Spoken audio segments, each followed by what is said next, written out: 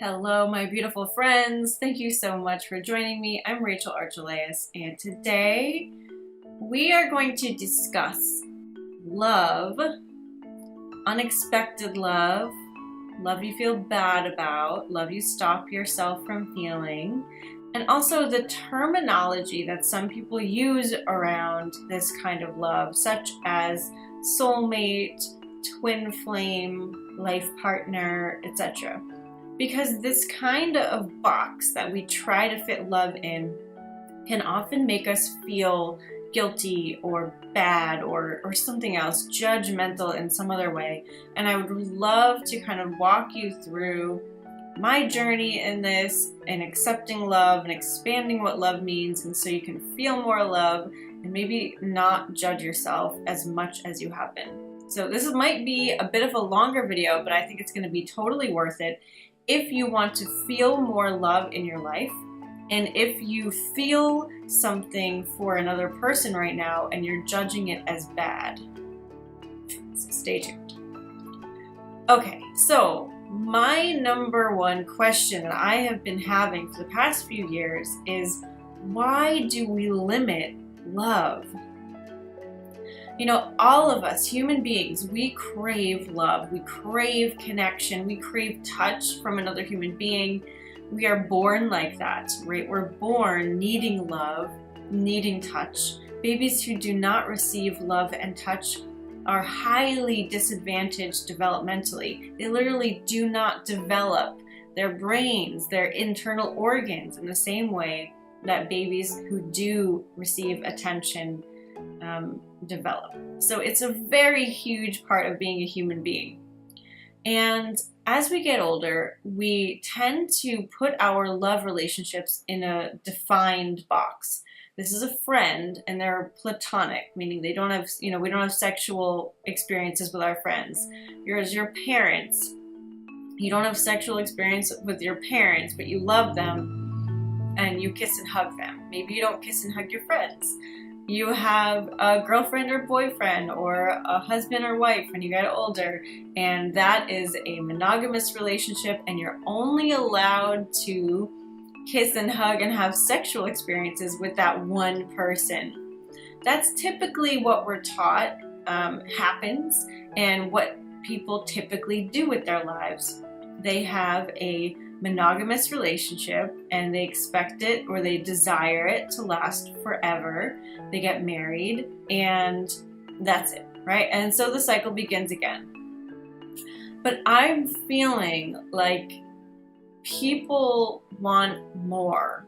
Over 60% of married people say they have cheated.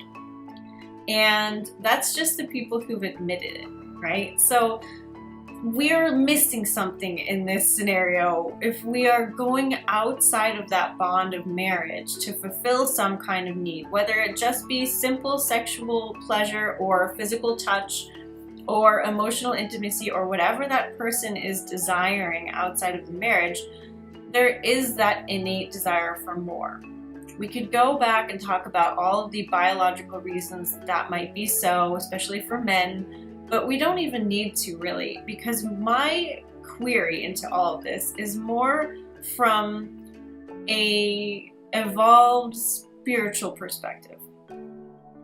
If love is something that is so fundamental to our beingness here on this planet, in these bodies, why do we limit it in the first place? Why do we only say that we can only have one partner at a time, or that we need to devote our entire lives to one person? I don't understand what is wrong with a different view of maybe being okay with, having multiple partners, or being upfront about the fact that we're together for now while we enjoy it, and then maybe someday we'll find something else. I think we've all just simply been conditioned to accept this one partner monogamous thing. And I don't know about you, but I'm not one to just accept something just simply because it's there and that's the norm. I've never been able to quite do that. In my own personal life, I did choose the regular model first. I got married. I was expecting fully to be with that person for the rest of my life. I was very committed to it. I endured very many years of a subpar relationship. It was my fault too. It wasn't just him, but I just, we were very young. We didn't know what we were doing, except for the fact that we entered into it out of a beautiful, loving intention, right? But lots of stuff went wrong, and it ended up really imploding because I believe we both felt the need for more. He actually did have an affair. I had a kind of emotional, artistic affair. And I believe, the guilt and the shame really contributed to our falling apart. Now, there were many more things about the relationship that didn't work, so it wasn't just that, but that had to really contribute to it. Because when you feel like you're wrong for having loving feelings for another person while you're in a monogamous relationship, you're going to shut down, you're going to feel shame and guilt about it. And whether those feelings that you're having are simply emotional or spiritual or physical, it still causes you to feel a separation from your partner. This is such a handicap for us, right? Why do we assume that our partners can't handle the idea of us having feelings for more than one person or for more than just them? It's only because that's what society tells us is normal. In other cultures where there are open relationships and this, not an idea of monogamy, this happens all the time, and it's not a big deal because they're not conditioned into it being a big deal. So what would life be like if we were allowed to have our own honest feelings and still have a loving sexual partnership? Many people can't imagine that. They go right to the place where, I'd be jealous, or, it would be unhealthy because of possible, sexually transmitted diseases, and what about kids? And there's so many objections that could be brought up, and I understand. But we need to go back to this fundamental issue of, why do we limit love?